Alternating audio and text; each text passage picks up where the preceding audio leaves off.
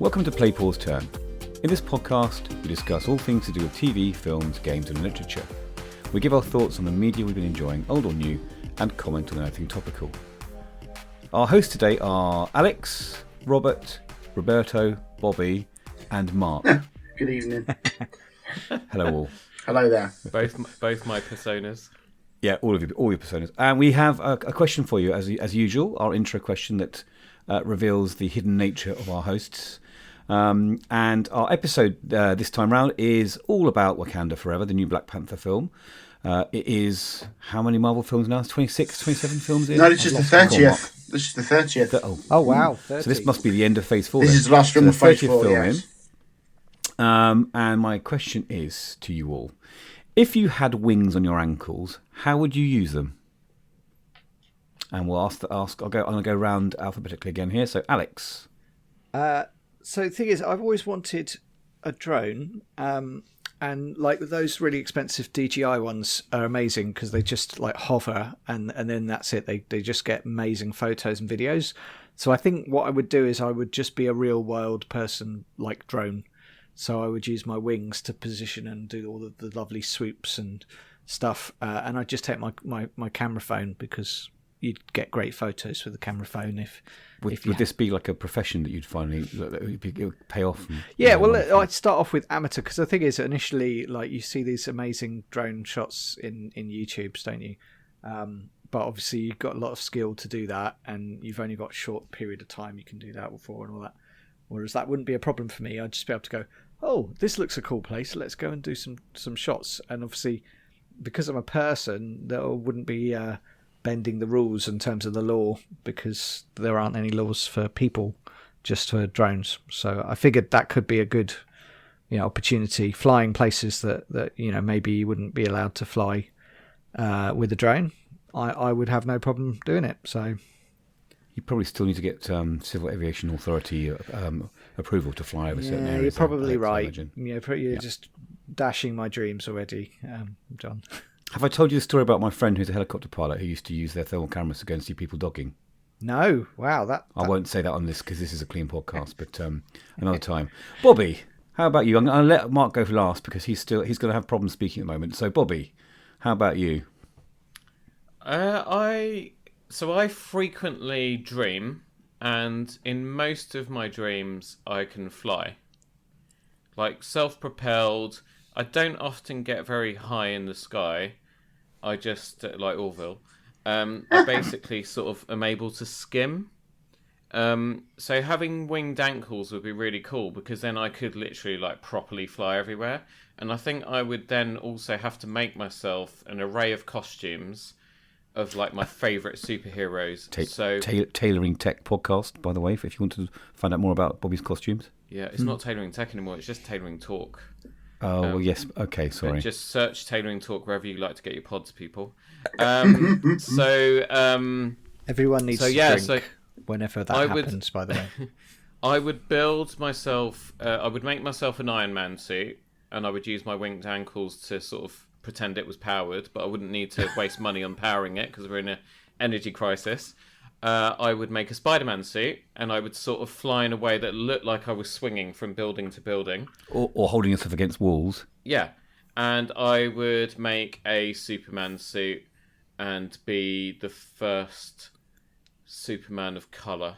That would be quite cool. Or I could just be Black Adam, but that film I haven't seen, so there we go.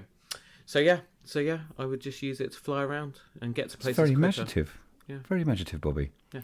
And very on brand as well. Well done. Thanks. Mark, how about you? Well, you see, you've had two very nice answers and like sort of inspirational and practical answers there from Alex and Bobby.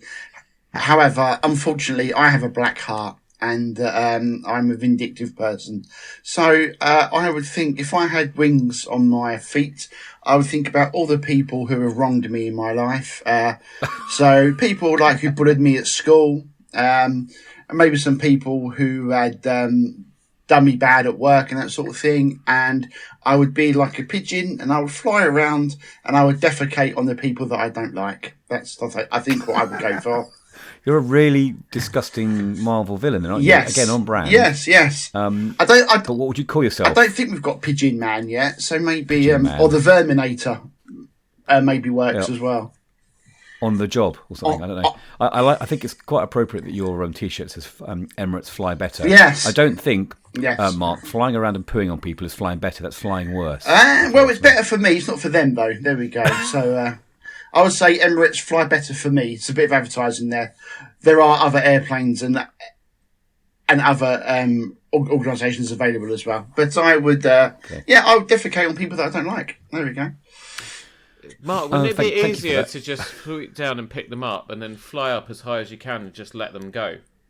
Well, that's called murder, Bobby, and I've not quite got there yet as well. So I think that says a bit more about you. It does me as well. So I've just gone for their, spoiling their day or making them a little bit uncomfortable. You've just gone for mass murder. So I think that says a lot more about you than me there. But I'll take it under Says a lot about my consideration. potential. Well, it does, yes, absolutely.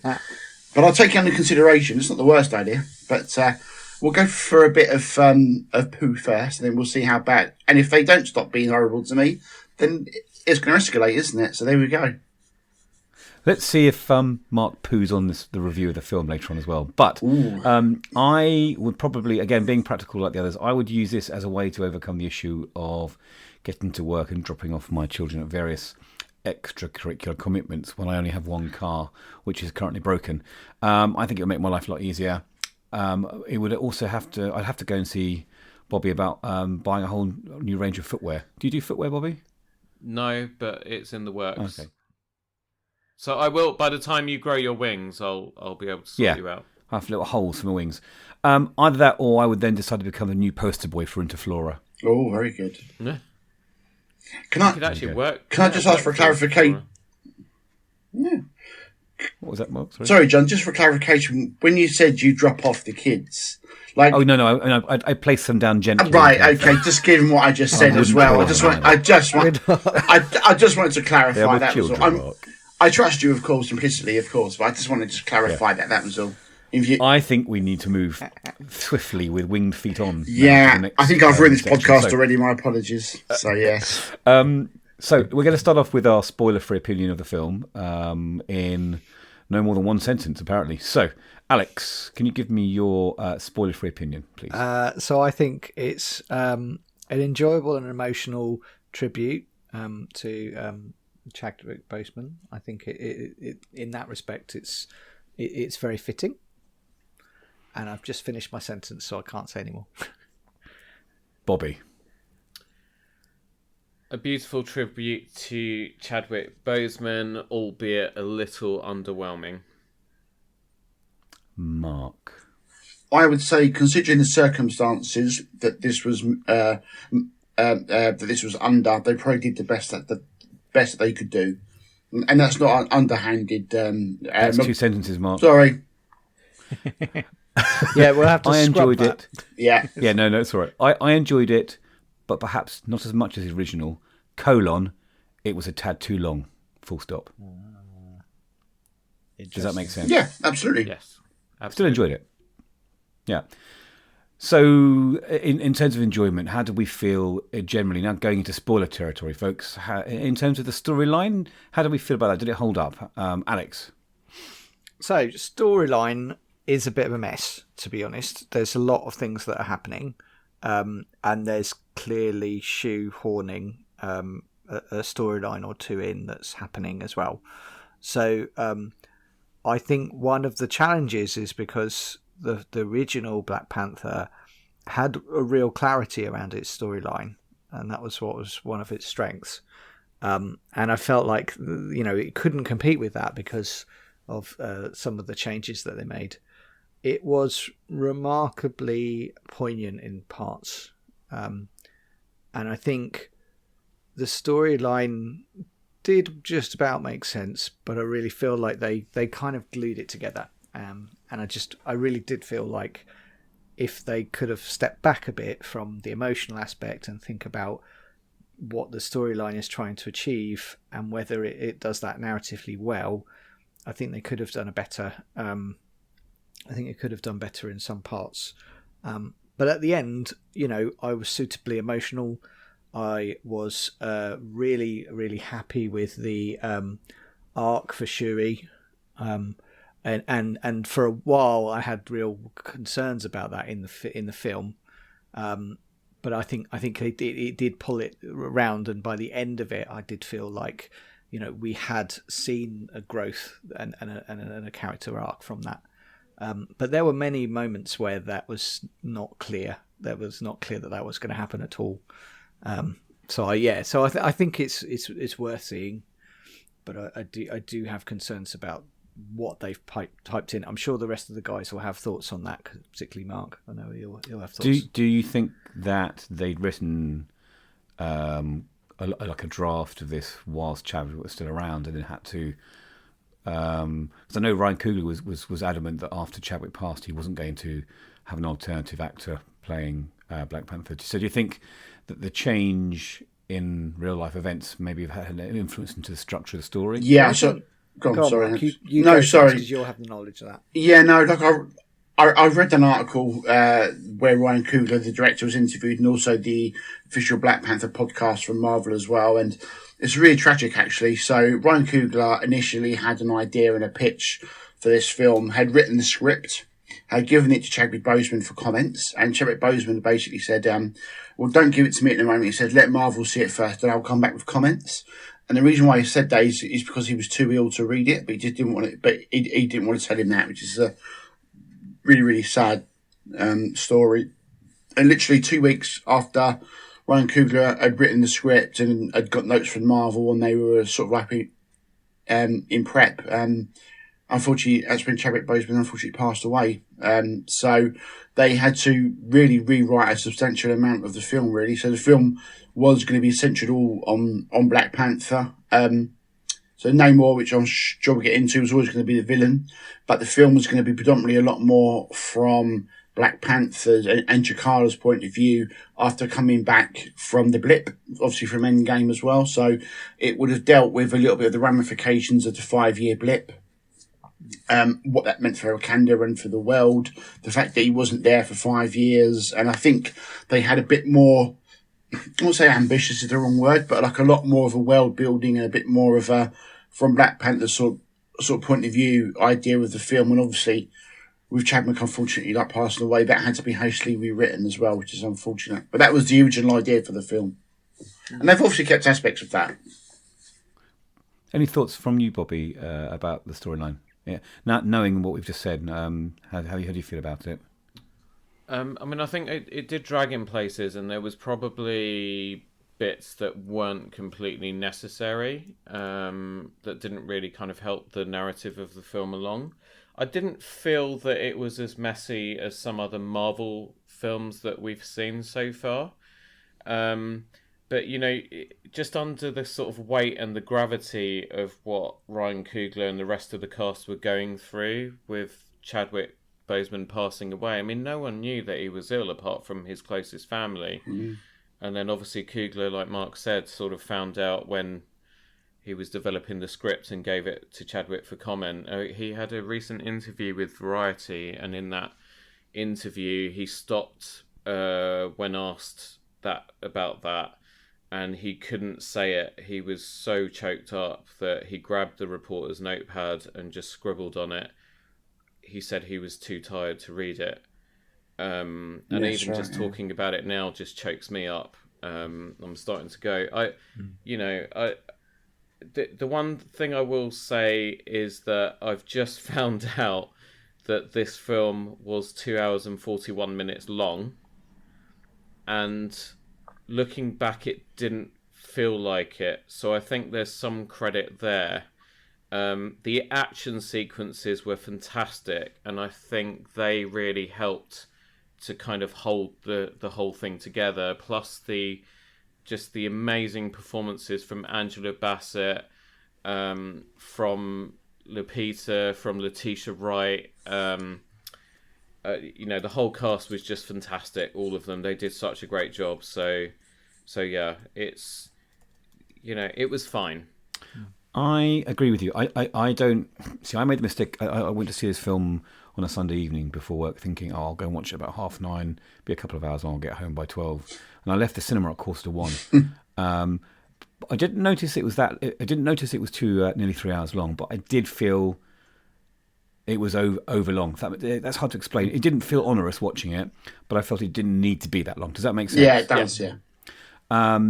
I thought it was interesting because, as you say, I agree. Some fat could have been cut from the storyline, but elsewhere, I thought there was more development required. I thought the Riri story, which was a very kind of sped up,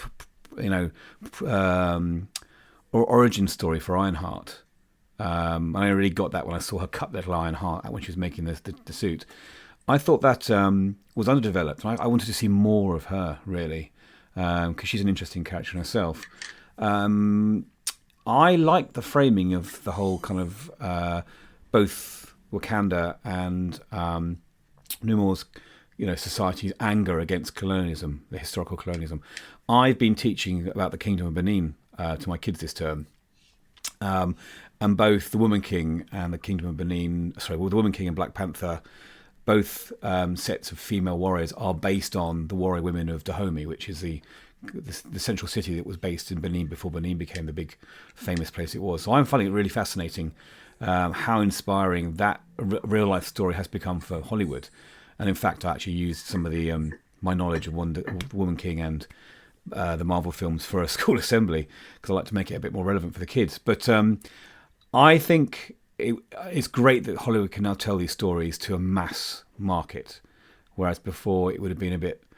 I mean, I think there's probably looking at some of the YouTube comments on some of the trailers for these films. There's still the usual large, sad group of racists who don't like these stories.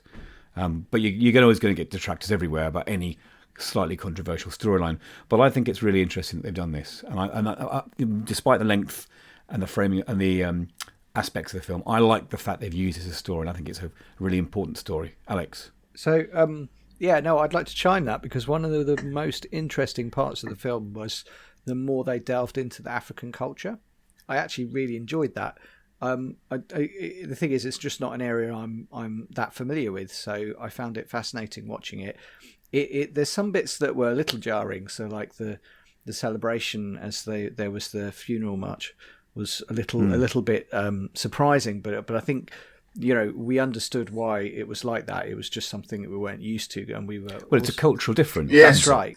Exactly. It's white for celebrating, isn't it? It's a celebration of life. Not every country is black. Yeah. For a lot of other countries use different colours for funerals. And also, it reminded me a bit of the. Sorry to interrupt. The New Orleans funeral from the Bond film. Yes, that's right. From the Tailoring Talk podcast that we do every month on the Bond. You're totally right. So honestly, I really did appreciate it, and those differences were great. And I also really enjoyed the tensions that they showed, like the international tensions were really topical. Like it was a lot about US and superpowers really wanting to get in on Wakanda's power through vibranium, and that felt weirdly like very recent and relevant. So I think actually a lot of the content around the storyline was really good. I feel like we need to talk about Riri Williams on her own, and so we need to delve into her specifically. But when I think about it from a storyline point of view for Wakanda Forever, she wasn't necessary at all. No, it was really enjoyable, and we can talk through that.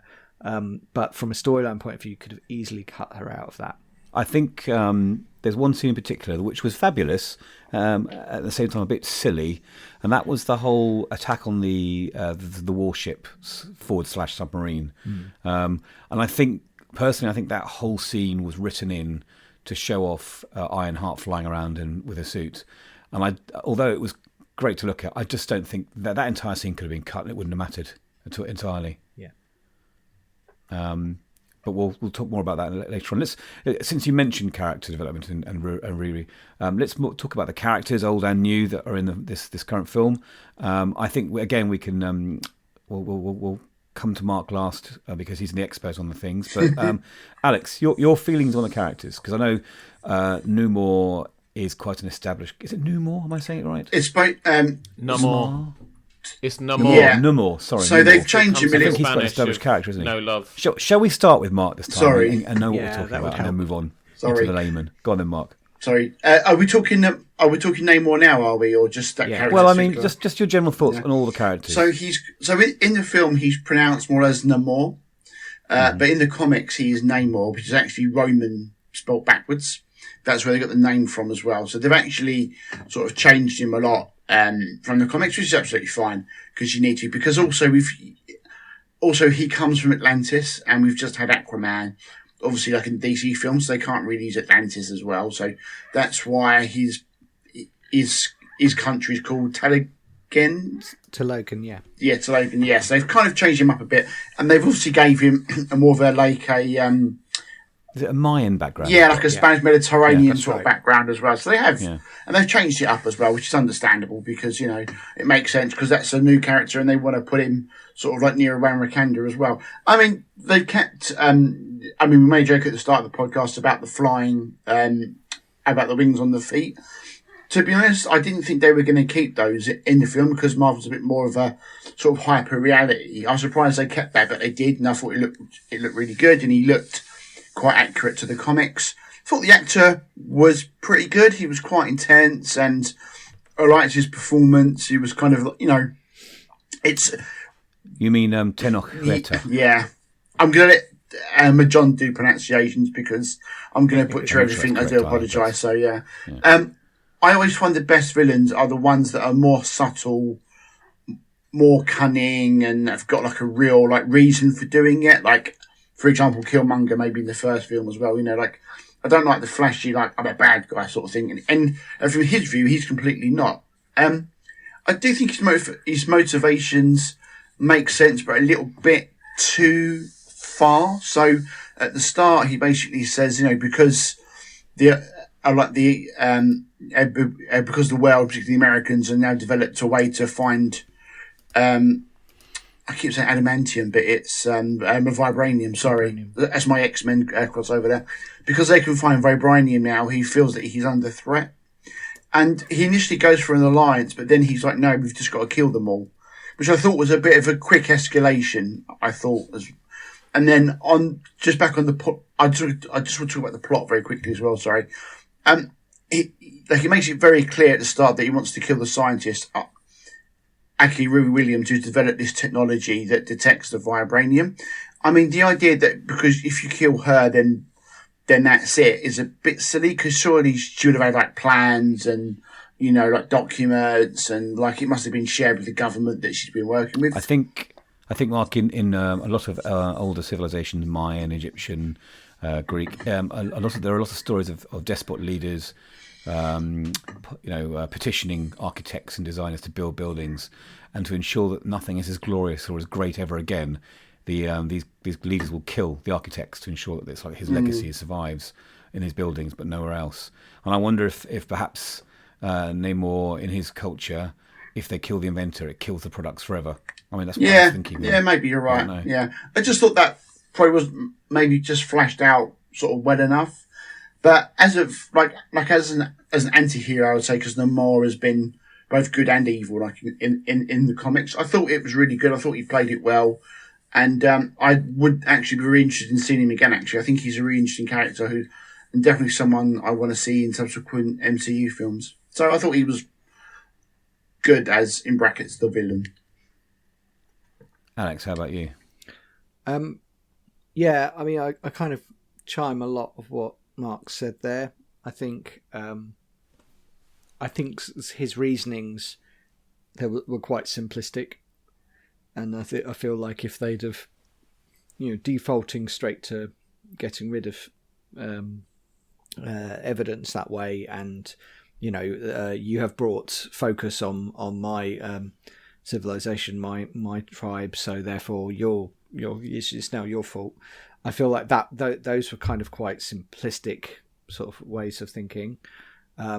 He seems like quite a simplistic villain in a way, which is a bit of a shame because there could have been quite a bit of depth there. When they went around the civilization, I found that really interesting because it showed a culture that would explain why he wants to protect it a lot more. It's not all warriors. It's real people doing the farming and living their lives as well. That's right. But then that's the only time we see it. So we don't have the time to sort of delve into his world and his connection.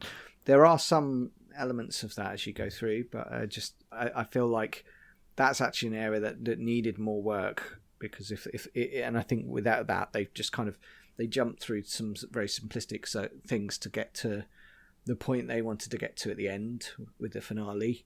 I actually think there was more impact with Shuri's arc.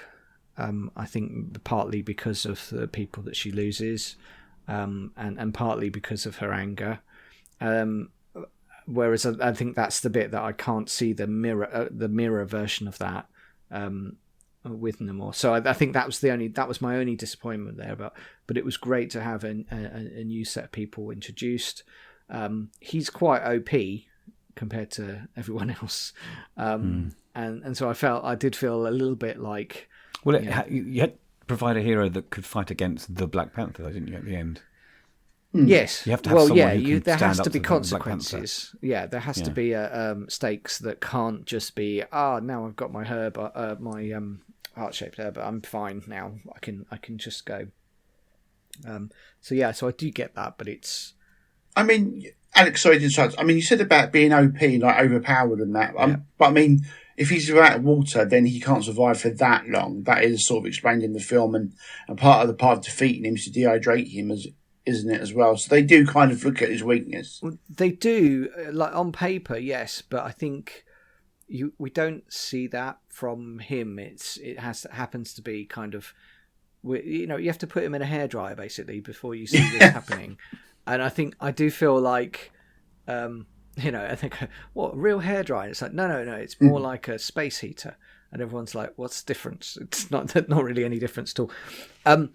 But so I do feel like a little bit, it's like having a little bit of an Achilles heel for him that, they could have explained a bit better. Because the thing is, you've got global warming for now, for example. So you could have easily had him, skating out what civilization is exploring vibranium mining in Egypt or something, and then have him show some weakness, and then just because it would just allude to this rather than it feeling a bit like a textbook reasoning, textbook answer of he doesn't have any weaknesses at the start of the film, and at the end of the film we've magically found a weakness that we can do. It would have been nice to sort of see some elements more like Superman's kryptonite. Yeah, exactly. Developed over a long story. But you could have done it much more subtly. So, like, outside of the sea, he seems just as powerful as when he's in the sea. Apart from when we heat him up and dry him out, and I feel like it could have easily just nuanced that a bit, and it would have been a bit more compelling. And it would have been like, oh, okay, so that's why he hit. That's why picking a fight around the ocean's really bad idea. We shouldn't do that. Rather than like, oh yeah, why not? Let's just fight someone in the is it Indian Ocean or Atlantic Ocean? I can't remember. I think it's Atlantic. But anyway, so I did feel like some of that was quite simplistic. I really love the arcs for Annika, and also for Annika. Do you mean Nakia? Yes, sorry. That's Lupita Nyong'o's character, isn't it? That's right. Yeah. So I really enjoyed that, and I think it's good to see how things have sort of moved on. So you see some growth. So it was nice to that, and also it felt like it fleshed out a lot more of the Wakanda sort of culture and background, a lot more than we had in the first one, where we did see sort of glimpses, but they didn't have time to flesh it out. So I did think that was really good. Bobby, how about you? Any standout sort of characters or kind of storylines, arcs that resonated with you? So Angela Bassett off the bat was like just amazing. That woman, I don't know how she does it, but she's just been consistently, quietly amazing throughout her entire career, no matter what she does. And in this, I wouldn't be surprised if there was some Oscar chatter about her performance, because she was just phenomenal, really. I think I kind of quite like Shuri's arc. Alex and I had a bit of to and fro about this on the Discord before today, but her wrestling with her anger, and obviously what she's been taught by both her brother and her mother, that about what it is to be a hero, and but then obviously wrestling with the anger that she feels about the way that she lost her brother and she couldn't do anything about it. That's really, I like the way that they highlighted that when she finally takes the herb and gets her powers, and then she's selecting her seat, because she passes over her father and her brother's seats in favour of the Killmonger costume, because that, I think, is the one, or it's very Killmonger inspired. That's the one that she's wearing first of all. And also the fact that Killmonger's the one that she sees when she goes to the other side. It was just really, really interesting, and again, she just brought so much gravity and emotion and feeling to that performance. Lupita Nyong'o is always amazing in whatever she's in, but then I think Winston Duke's M'Baku was much needed lightness to the whole proceedings as well, because I think without him it would have been quite sort of dark. He's just a big, honest, cuddly bear with a bite, isn't he? Really? Yeah, brilliant to me. I'd have loved to have seen him in the Black Panther suit, though. It'd have been like absolutely mental. He definitely needs his own Netflix. He definitely needs his own Disney Plus show. Black Grizzly, you could call him, rather than Black Panther. Yeah. I'd like an M'Baku show. Really, isn't it? Definitely. Yeah.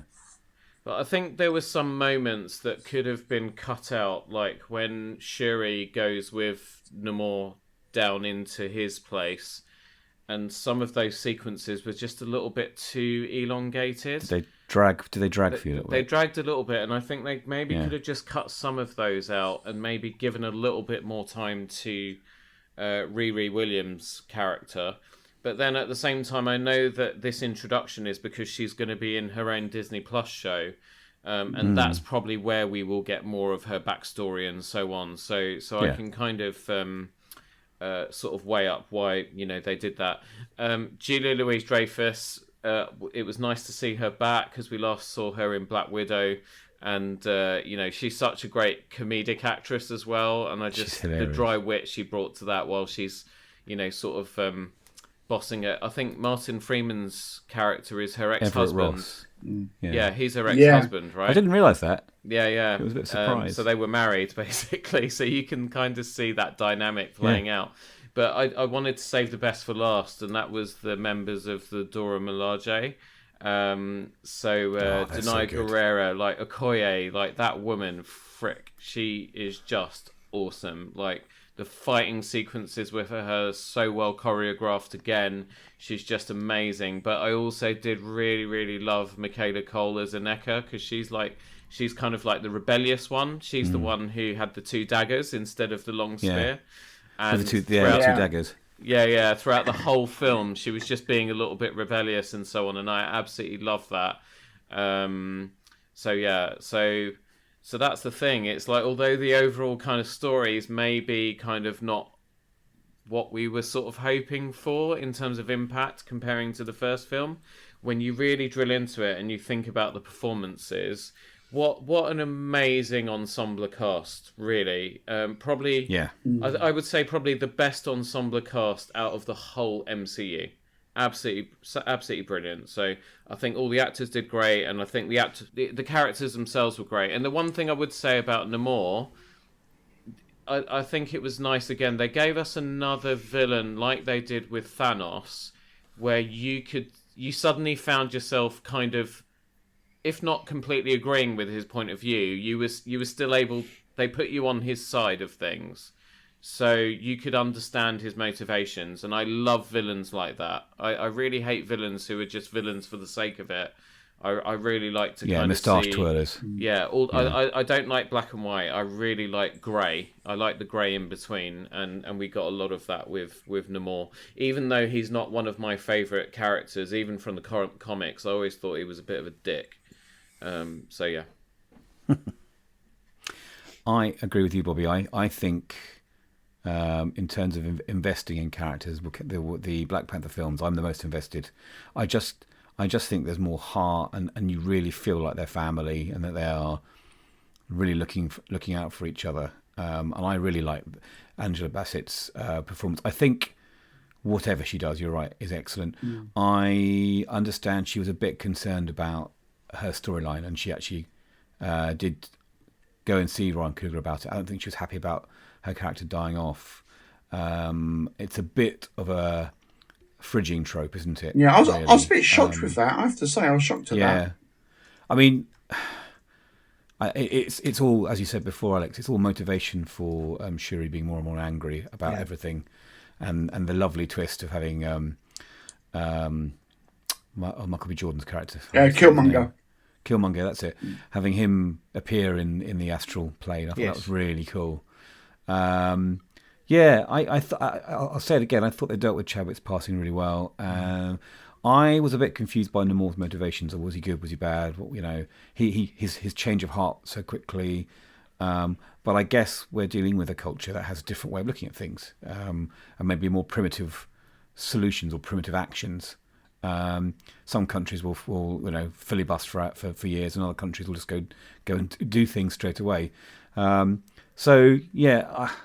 The more we chat about this, the more I appreciate the film in retrospect, and I probably will watch it again. Has everyone just seen it once? Yes. Yeah, I only saw it yesterday. Yeah. Oh, okay. Because I'm seeing it again tonight with the family. You are? Okay. And I think I'm quite looking forward to it now, because the more we discuss this, the more I'm going to appreciate. So, yeah. Let's pick apart the actual sort of the nuts and bolts of the making of the film, and sort of have our thoughts about the cinematography and the effects and the soundtrack and so on. So we'll start with Bobby this time. Bobby, what did you think in terms of the general look of the film? It looked great. It didn't, I really hate comparing it to the first one, because the first one was just visually stunning, and I think this one just lost a little bit of that edge.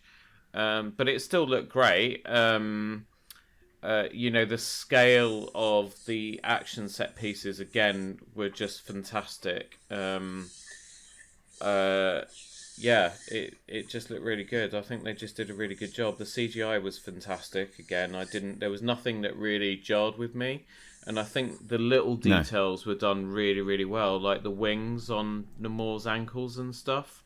There was nothing that sort of looked fake or weird. Well, there was one thing that looked fake, apparently. What was that? Well, apparently they had to, how do I explain this in tailoring talk? I think, from what I hear, they had to downsize Namor's codpiece. So his genital area was seen as too thrusting, so they had made him look flatter in his green joggers, and I think that's a bit of a shame, really, when you've got all these busty females falling out of their costumes, and yet they have to sort of trim down Namor's proud structure. So there has been some willy washing going on in this film. I was focused on his above the belt face, not on his and his ankles.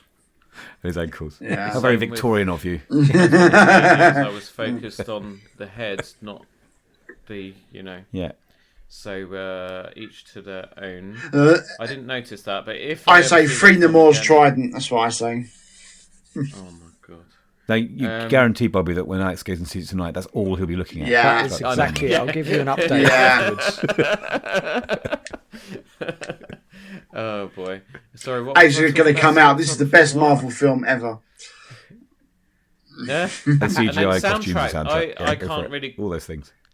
Yeah. So costumes, obviously, great as usual, and I'm going to try and get.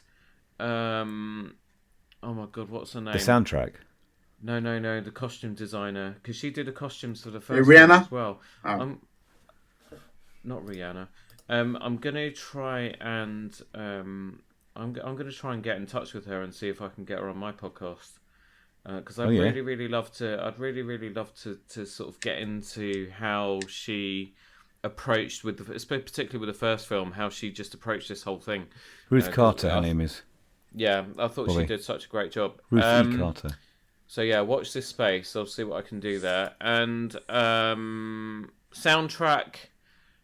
I'll be honest. I didn't really pay much attention to the soundtrack. I've just downloaded it on my phone, so I'm going to listen to it over the coming week. But there was nothing that really stood out in the soundtrack like the first film. Again, the first film had, there was that action sequence that happened in Korea or wherever it was that was just, really punctuated by that great tune. I can't remember what it was, but anyway. And then obviously you had the title, what was really sort of the title song for that film and so on. And this one didn't really have anything that really stood out to me while I was watching the film that made me want to hit my Shazam button. But I'll listen to the soundtrack over the course of the following week, and maybe next time we get, I think you'll be get together. Pleasantly surprised, actually. Well, Caroline, on the way home, she said the music was really good. So it must have been, because she's good at that sort of thing. So yeah, but it was great. Sounded great, looked great. I'm gonna butt in there about the soundtrack because whilst we're on it, I have listened to it through a few times, and I was pleasantly surprised by it because I think a lot of soundtracks can pander to a certain demographic, and yes, there are a few of the usual sort of happily mainstream hip hoppy sort of songs on it, but I also, if you listen to it all the way through, there's some really interesting songs on it. There's one spoken word track at the end, like poetry. And I haven't quite. I think it's either Spanish, or I think it might be a variation on Mexican or Spanish, or maybe even an African language. I couldn't. There's no lyrics involved. The lyric sheet in iTunes. I couldn't read what it was saying, but it's a track by Mi Pueblo called Guadalupe de Jesus Chanput, which I hope I've got that right, which is fascinating. And the Thames do their own version of No Woman No Cry, which is brilliant, really good. And I think that the trailer track, when the trailer was first shown, was amazing. So I think it's worth re-listening to again. I think you're right in terms of it's not a big, strong orchestral soundtrack, which a lot of films have. But I think it's a really interesting soundtrack, and it's worth a listen to. Alex, what are your thoughts in general on the production of the film? Yeah, I thought it was really highly done, actually. Well done. I don't think there's much to criticise about it. It didn't seem to have any CGI gaffes like some of the previous Disney things. I was quite conscious of his wings and is that going to be a bit naff? And actually, it was done well. And I was like, yeah, okay. I mean, I still don't really get why he has wings apart from it being a mutation, but okay, fine. I can allow it. It was all right. You think there'd be fins, wouldn't you? Really? Yeah, it was. I mean, honestly, it was fine, but it was just, again, with a bit more time to flesh out this kind of stuff, it would have made us go, oh wow, yeah, that's really cool. Oh well, I wonder if his son will have that and that kind of thing. But instead, we just had that mentioned, and there was a lot of exposition, so it was kind of like yeah, okay. I think, visually I can't really fault it. I thought it was really impactful in areas where it needed to be. It was, some bits of it were quite overwhelming. I feel like some of the crowd scenes, there was a lot happening on the screen at once, and I felt like if they'd have maybe just focused a little bit more, it would have been a bit easier to digest. It wasn't bad, but it was just something that particularly the action sort of climax at the end. It was just a bit of a mess of everyone fighting and throwing stuff, and everything was all happening far too quick. Yeah, but I think they did a good job of having protagonist and antagonist as a one-to-one battle at the end. I thought that honed it down a little bit and made it a bit easier to understand. I liked that at the end, it was almost looked like the Wakandans were going to be they were all surrounded. There was no escape Yeah. for them, and so it was those bits that worked really well for me. The bits where they were sort of scaling down the sides and lots of things were happening really quickly. Those areas, just Marvel usual stuff. That didn't really It's almost work for me. cartoony, isn't it? Really, Yeah, exactly. Yeah. And so when you had Black Panther sort of jumping off people and around people and stuff, it didn't feel real enough there. But that's partly because we haven't really seen her fight physically as much before. So she's always had a sort of weapons or something to work on. Whereas this, being Black Panther's very physical, and we just didn't see any sort of introduction to that. It was just like, bam, there we go. You can. I just wonder, having her being a rocket scientist before, a tech scientist, how she suddenly develops these ninja skills. Is it all the flower, or has she had like battle training? I think because they're part of the royal. Yeah. Oh, go on. No, she has training. They all have training. So obviously, she also fought in the first Black Panther, and obviously. That's true. She did. And the Endgame as well. But yeah, like everyone's trained though. Like in Wakanda, that's sort of generally accepted that everyone has these basic training. I think it was I would have liked to have seen. Not necessarily training, but would have like a Rocky Balboa sort of sequence. Yeah, or at least maybe just sort of like, let's see what this can do, and then she goes and does some sparring with someone or something. Whereas I don't feel like we had that.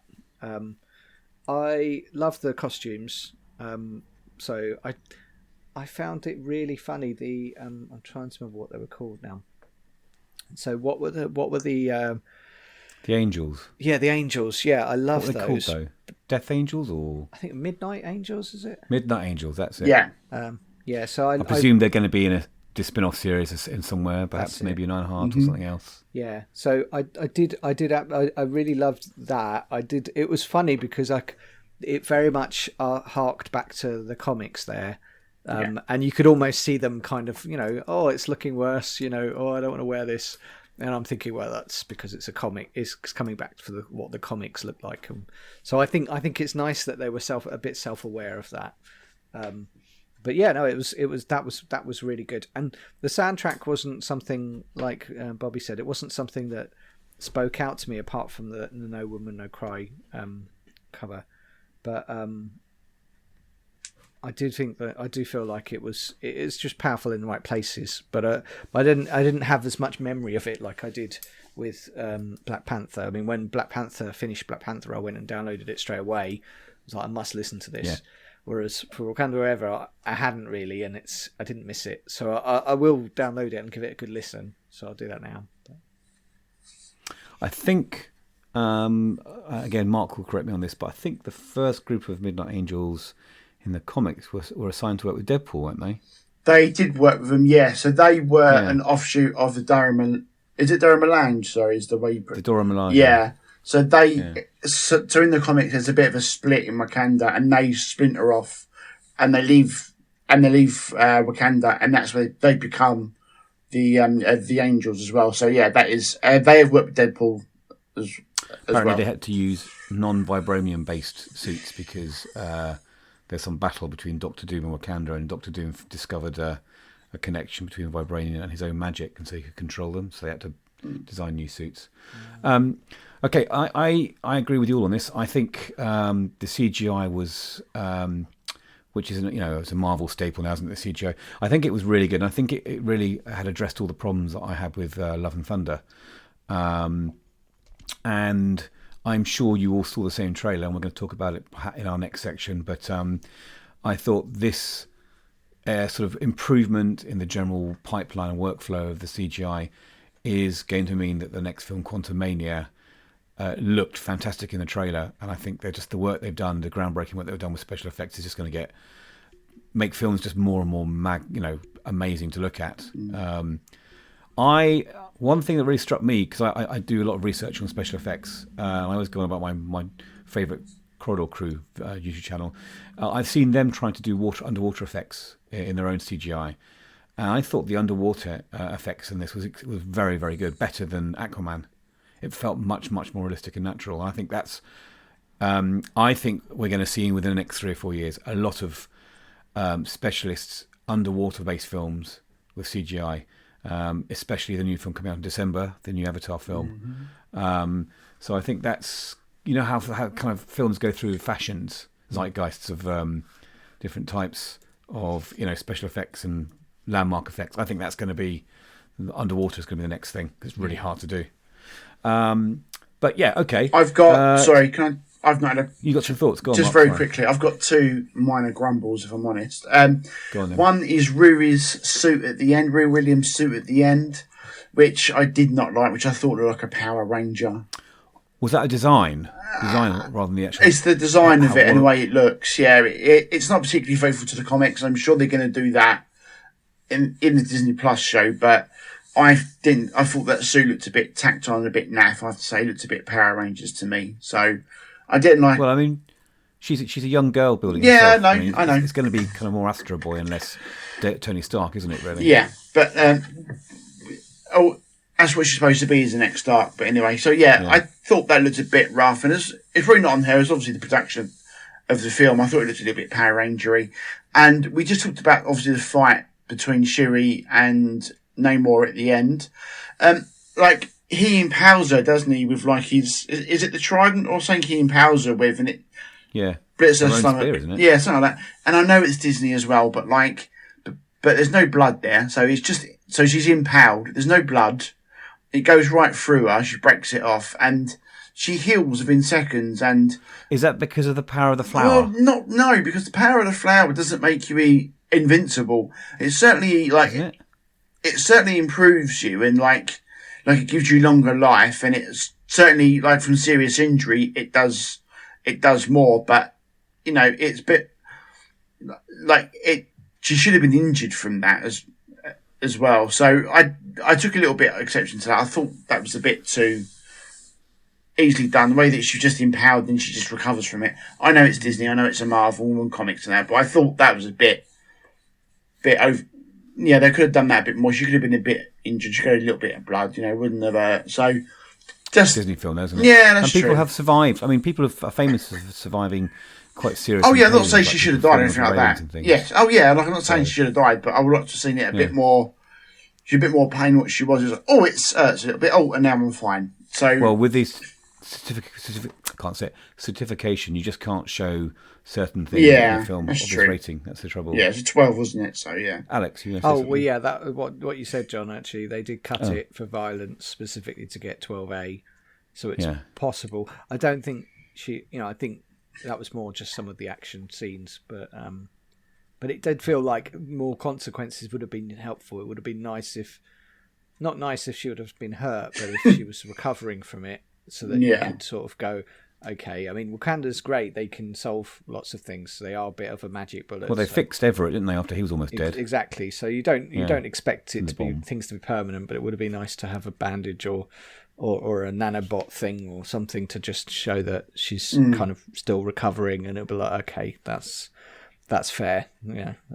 But it didn't detract from it. It just at that point you're kind of accepting whatever you're given, really. Shall we move on? In terms of all the recent Marvel films, how do we feel this one sat, Bobby? When thinking about films like Doctor Strange and Spider-Man and the Eternals and Shang-Chi, how did you feel about this? Well, Shang-Chi I liked up until the end bit when it just went all sort of big battle, you know, smacky. Spider-Man, what was it called? No Way Home. Yeah. Was fantastic. So I think this probably sits just below that and maybe alongside Doctor Strange.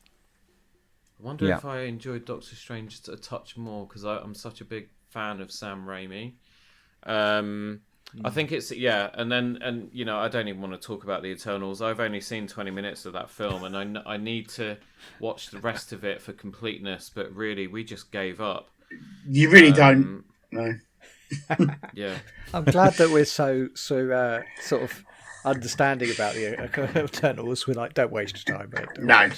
I would watch the Eternals as it happens. Yeah, I would as well. I'm going because I do think that it'll be useful in the future. But put it on a Sunday afternoon when you're not doing anything. Don't. Yeah, put it on whilst you're making chicken. Yeah, exactly. I'm just gonna wait. I'm just gonna wait until I catch COVID again, and then I'll just line it up for some I'm sick on the sofa viewing, because that's pretty much. I what mean, it you should deserves. feel like you should pick when you have a choice to leave. If you've got COVID, you're going to feel like you're a prisoner, Compelled. and then you have to watch Eternals. Yeah. Look, Well, I mean, then it feels like the film's title, then, doesn't it? That's right. It feels like Eternal. look, I'm not saying Eternals is bad, but the CIA have changed from waterboarding to just showing that film to suspects now. So, make of that as you will. How about you, Alex? How do you feel about this? So I think I did prefer Doctor Strange, but that's partly because it was such a somber sort of topic that we'd had to cover. It was really impactful though. So I think in that respect, I thought it was really good. But I feel like Doctor Strange, there were moments when you kind of just almost jumped up on your seat going, yes. Whereas this isn't that kind of film. I think they did it really thoughtfully. And I don't think that reflects badly on it at all. But I think it's like maybe I prefer stuff that's a little bit lighter in general. But yeah, honestly, standard wise, this is they kept a really high standard. This is not a Black Widow or this is not a film where or even an Eternals where it's just like chunking out the money and I think that really gives them credit for what could as a sequel could have very much been. We're going to try and do the same again. Oh, we can't because of the character the changes we had to make. But they could have easily sort of fudged over it and then just tried to carry on. And I think it's credit that they didn't and that they embraced it. Mark, how about you? I would say, in regards to Phase 4, I would say it's not as good as Spider-Man No Way Home. It's probably not as good as Doctor Strange, but I prefer this a lot to Thor: Love and Thunder, which, why shooting you, because that film was dreadful. And I think it's obviously better than Black Panther. It's better than Black Widow, as Alex said as well, on the Phase 4 slate. I think it's like mid-tier Marvel, I would say. I'd say I've had more, is it better than Thor: The Dark World? Yes. Is it better than Ant-Man 2? Probably, yes. So I'd say it's mid-tier. Yeah, it was fine. I don't think it will ever be in... I don't think it's going to hit anyone's top 10 Marvel, if I'm honest. And I would say it's middling for Phase 4. Obviously better than Eternals. But then again, anything is getting your toenails extracted is better than Eternals. So it's better. So did you say Eternals or toenails? I said getting your toenails extracted is better than Eternals. So I think it's better than Eternals, better than Thor. And that's about it, I think. Shang-Chi is probably maybe a bit better than Shang-Chi. I need to watch Shang-Chi again. I struggled with it a second time. First time in the cinema, I really liked it. And then the second time, I struggled with it. I need to watch that again and try again with that. But yeah, middling Marvel, I'd say. I tend to find now with Marvel films, generally, I do enjoy them. I find them sort of homogeneously about the same for me. I don't find myself massively invested, although I found the ending of Shang-Chi, which you didn't like, Bobby. I found that as quite a nice payoff, and I enjoyed that more than a lot of the other films. I liked that film a lot. It felt like it had a lot of heart, and I like the lightheartedness of it all as well. But to be honest, I'm now, and I know you've been saying this before, Bobby. I wouldn't say I'm burnt out by Marvel films, but I find I become much more emotionally reactive to slower, smaller, more independent films. The Marvel films for me are just a fun wallpaper, really now, and I'll go and watch them because I like to chat about them with you. But I'm not. I don't even have a top 10. To be honest, there's nothing that I can think of now after the last 30 films that really have stood out for me, and that's just my own personal problem because I know you love them, Mark, but.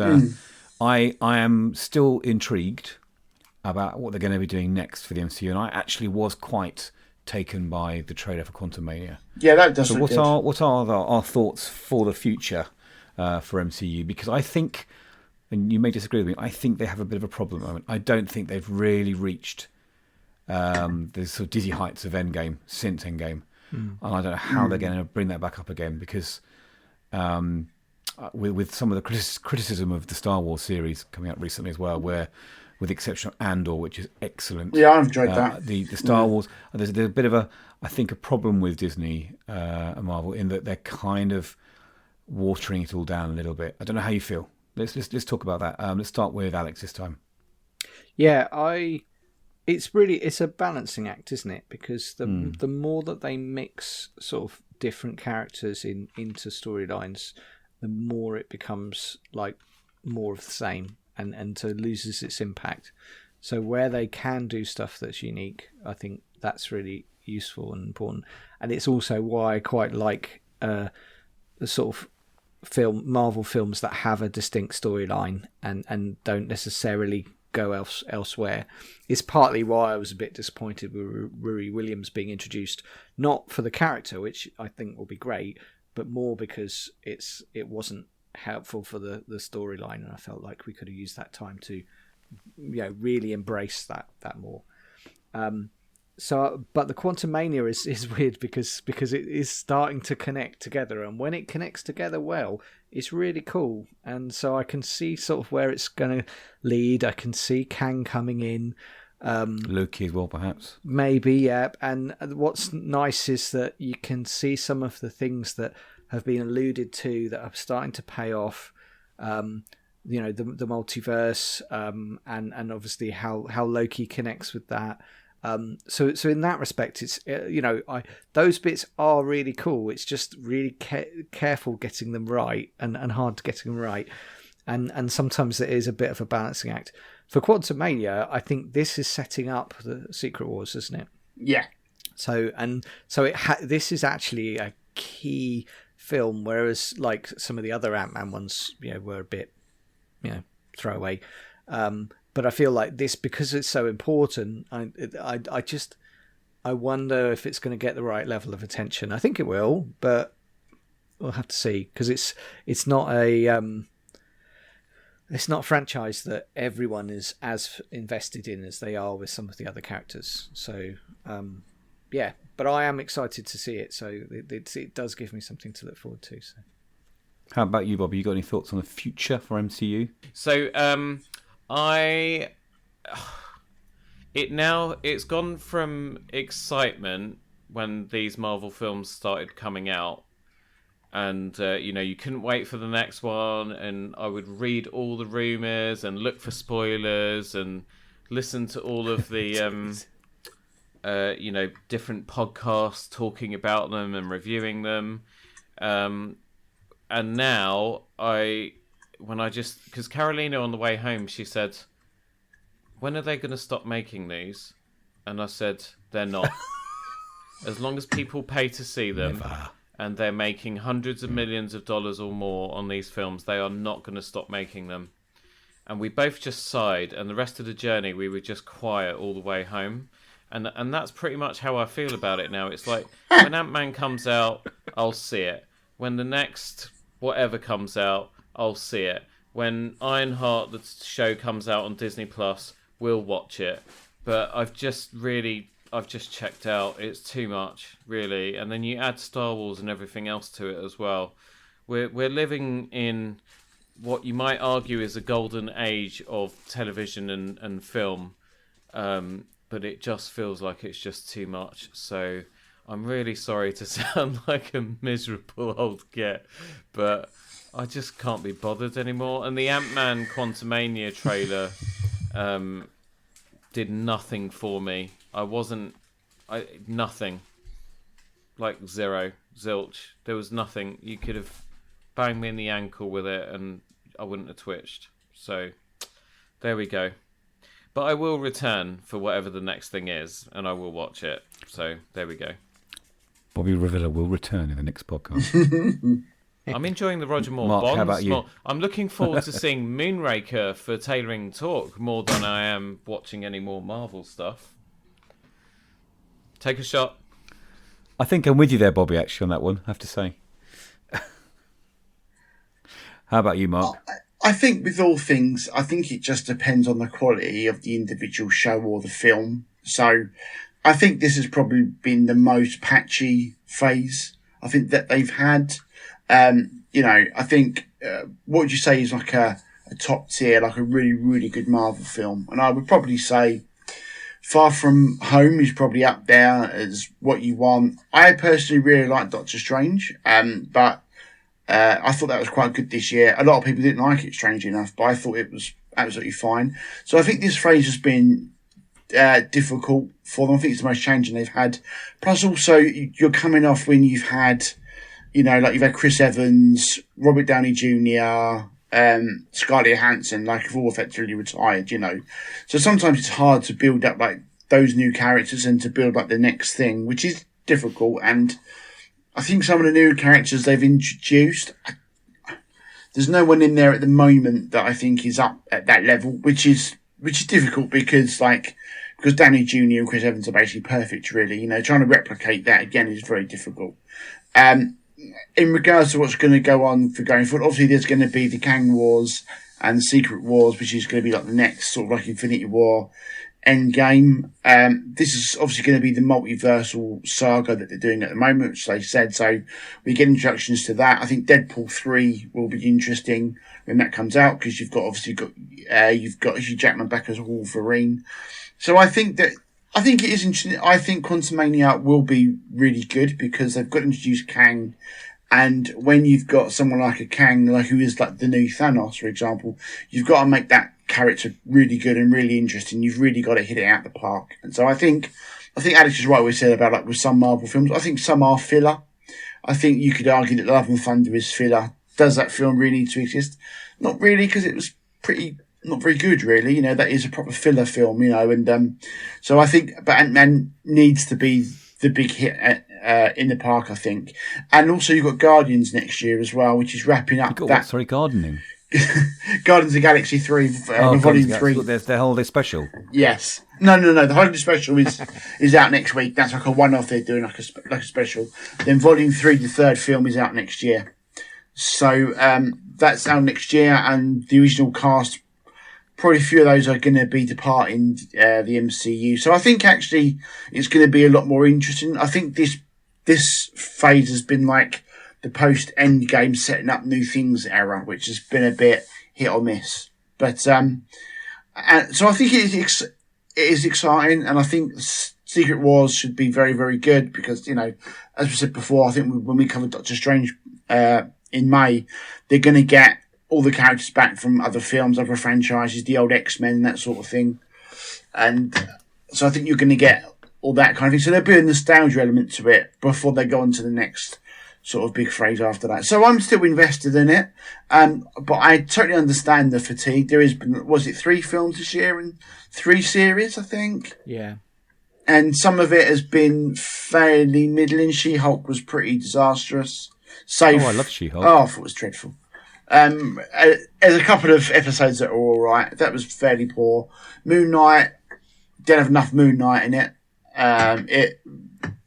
It should have been a lot better than what it was. And Miss Marvel, I've watched 3 episodes, I think, and I couldn't get into it.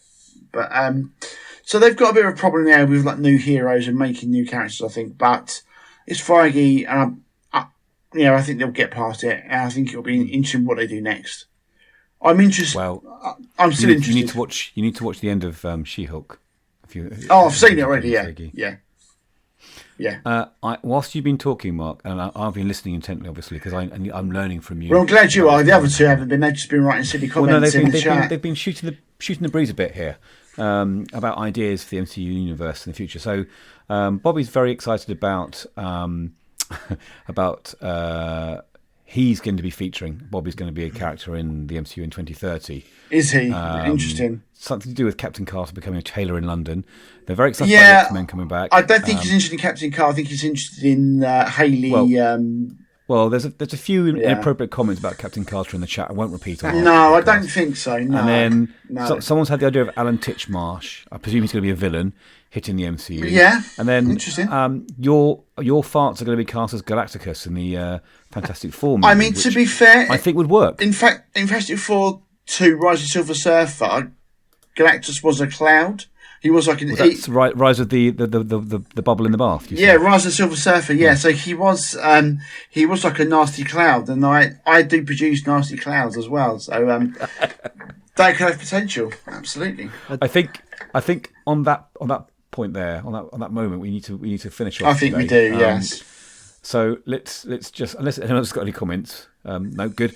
We'll just talk about the socials. So you can find me on the dying social network that is Twitter at John PR Evans. You can find Alex at Alex Hansford. You can find Bobby. Twitter. Oh, sorry. No. Hold on. We've got to Twitter. This is. We've got Twitter. to do it. It's at Alex Hansford on Twitter, and it's at Alex Hansford at twit.social. Well, no, see, I'm getting to Mastodon in a second. I'm doing Twitter first.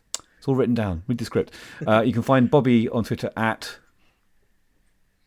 It's Bobby Revilla, although I probably am going to be quitting Twitter soon. And you can find Alex on Mastodon, the new up-and-coming Mastodon, careful how you say it. It's an elephant. It's not a form of onanism. Alex, you're known as what? At Alex Hansford at twit.social. And I'm at John Pierre Evans at mstdn.social. And I don't think anyone else here is on Mastodon yet because... no, I'm not on that. I'm not on Twitter or anything like that, no. I'm thinking about ditching Twitter. Maybe that could be for a future podcast. Yeah. I think it's more interesting he's bought it now, isn't it? I'm giving up on that. Giving up on that. Come and find us if you care, wherever you are. We'll put them on the socials. Now, so, you know. It's fine. Yeah.